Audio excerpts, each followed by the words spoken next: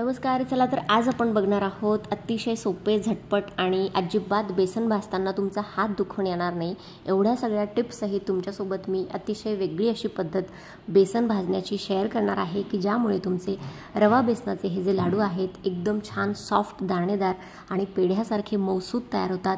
जिभेवर टाकताच विरघळणारे असे हे रवा बेसनाचे बिना पाकाचे लाडू आज आपण बघणार आहोत. एकदम परफेक्ट योग्य प्रमाणात तुपाचंही किती योग्य प्रमाण घ्यायचं किंवा मग बऱ्याचदा पाकातले रवा लाडू तयार करताना पाक बिघडला की लाडूसुद्धा बिघडतात. पण आजच्या या लाडूच्या रेसिपीमध्ये अजिबात पाक बनवायचा नाही आहे. आज आपण हे बिना पाकाचे एकदम सोपे आणि परफेक्ट योग्य प्रमाणासहित हे लाडूची रेसिपी बघणार आहोत.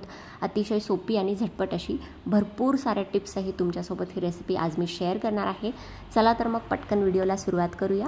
तर सगळ्यात अगोदर कुठलंही घरातलं एक भांडं किंवा मेजरिंग कप असेल, वाटी असेल, पातेलं असेल त्याचं प्रमाण तुम्ही सेट करा म्हणजे सगळी रेसिपी अगदी एकदम परफेक्ट होईल. तर आज मी स्टीलची छोटीशी वाटी घेतलेली आहे. त्या वाटीनेच सगळं प्रमाण घेणार आहे म्हणजे तुम्हाला लक्षात ठेवायला सुद्धा एकदम सोपं जाईल. तर सगळ्यात अगोदर मी इथे एक वाटी घेतलेला आहे साजूक तूप. तर एक वाटी तुपातलं फक्त 3 ते 4 चमचे तूपच मी इथे कढईमध्ये घातलेलं आहे.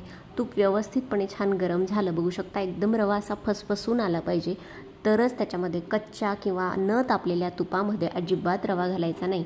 त्यामुळे काय होतं, लाडू खाताना रवा कचकच लागतो. कारण आपले आजचे बिना पाकाचे लाडू आहेत तर रवा जर व्यवस्थितपणे छान फुलून आला नाही तर मग लाडू खाताना रवा कचकच लागतो आणि दाताखाली येतो, मऊसूत लाडू तयार होत नाही. त्यासाठी तूप व्यवस्थित छान गरम करून घ्यायचं, थोडंसं चिमूटभर टाकून बघायचा रवा छान फसफसून आला की मगच त्यामध्ये रवा घालायचा आहे. तर 3 ते 4 चमचे तुपामध्ये मी 2 वाटी रवा घेतलेला आहे.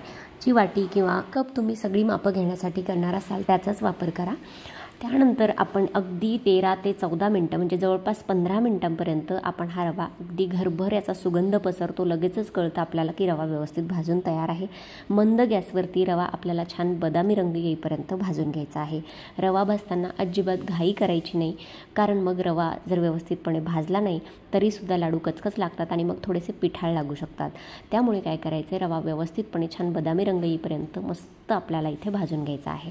तर टोटल आता 15 मिनटं झालेली आहेत. बघू शकता रव्याचा रंग आधीचा एकदम पांढरा दिसत होता आणि आता छान मस्त बदामी रंगावरती आपला रवा भाजून तयार आहे. तर हा 15 मिनटांपर्यंत टोटल मी रवा भाजून घेतलेला आहे. कमी जास्त वेळ लागू शकतो, रव्याचं प्रमाण किती आहे यावर. जर जास्त रवा असेल तर तुम्हाला जास्त वेळ लागू शकतो. भाजलेला रवा एका प्लेटमध्ये काढून घेऊया आणि त्याच कढईमध्ये आता आपण बेसन भाजून घेणार आहोत. तर गॅसची फ्लेम एकदम लो ठेवायची आहे. बेसन घेताना मी आज इथं रेडीमेड किंवा विकतचं बेसन घेतलेलं आहे. तुम्ही घरचंही घेऊ शकता. फक्त 1 ते 2 वेळेस छान बारीक त्याला चाळणीने चाळून घ्यायचं आहे. आणि बेसन घेताना वाटी छान दाबून भरायची कारण बेसन थोडंसं हलकं असतं, बारीक असतं, फाईन असतं. त्यामुळे थोडंसं दाबून भरायचं म्हणजे सगळ्या गोष्टी योग्य प्रमाणात पडतील.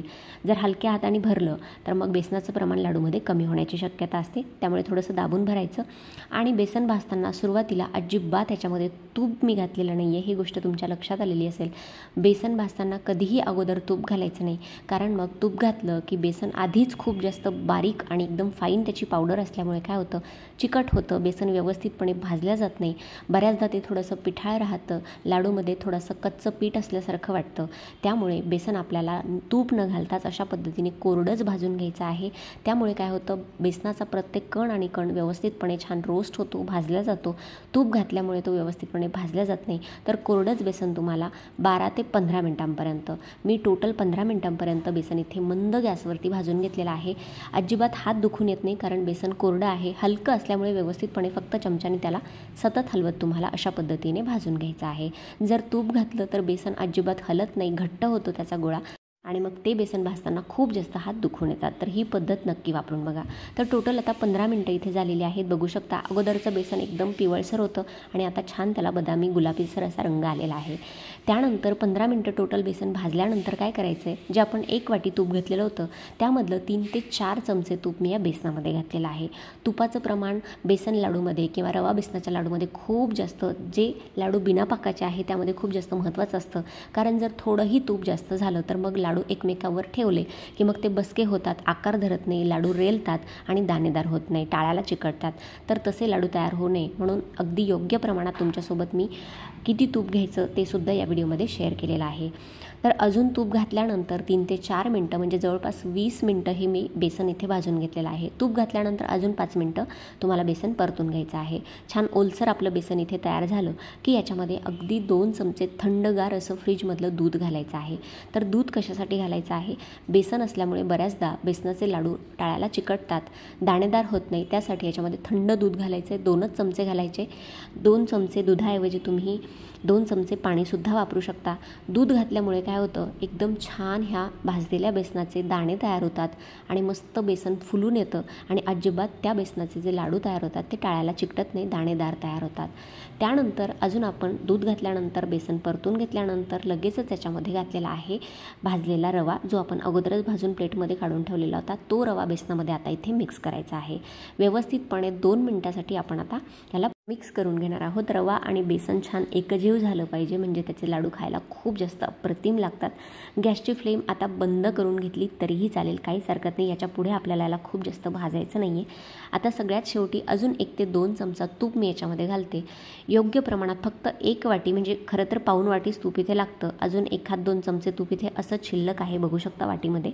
पाऊण वाटी तुपामध्येच तुमचे हे 2 वाटी रवा, 2 वाटी बेसन आणि याच्यामध्ये आपण साखरसुद्धा घालणार आहोत.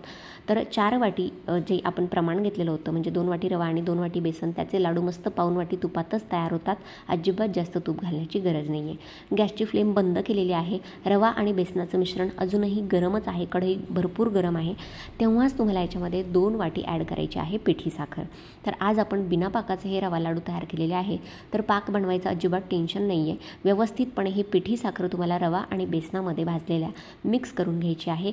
गॅसची फ्लेम बंद ठेवलेली आहे पण रवा आणि बेसन गरम आहे. गॅसची फ्लेम जर चालू ठेवली तर इथे साखरेचा पाक तयार होतो. आपल्याला पाक करायचा नाही आहे, फक्त साखर व्यवस्थितपणे याच्यामध्ये मिक्स करून घ्यायची आहे आणि गॅसची फ्लेम इथे बंद ठेवलेली आहे, चालू ठेवायची नाही. त्यानंतर रवा आणि बेसन साखरेमध्ये व्यवस्थित मिक्स झालं की तुम्हाला व्यवस्थितपणे कढईच्या तळाला अशा पद्धतीने हे दाबून घ्यायचं आहे चमच्याच्या साह्याने आणि ह्याच्यावरती एक घट्ट बसेल असं झाकण ठेवून द्यायचं आहे. रवा आणि बेसन गरम असल्यामुळे आपली जी पिठी साखर आहे व्यवस्थितपणे छान याच्यामध्ये मुरते पण पाक तयार होत नाही, त्यामुळे लाडू मऊसूत व्हायला मदत होते. तर जवळपास 1 ते 1.5 तास इथे झालेला आहे. अजूनही रवा बेसनाचं मिश्रण गरम आहे, तोवरच आपण याचे आता लाडू तयार करून घेणार आहोत. खूप जास्त गरम नाही पण साखर व्यवस्थितपणे 1-1.5 तासात त्याच्यामध्ये मुरते, एकसंध एकजीव होते आणि मग आपण याचे लाडू तयार करू शकतो. हाताने आता आपण याचे लाडू तयार करणार आहोत. अजिबात खूप जास्त गरम नाही आहे मिश्रण की आपण याचे लाडूच वळू शकणार नाही.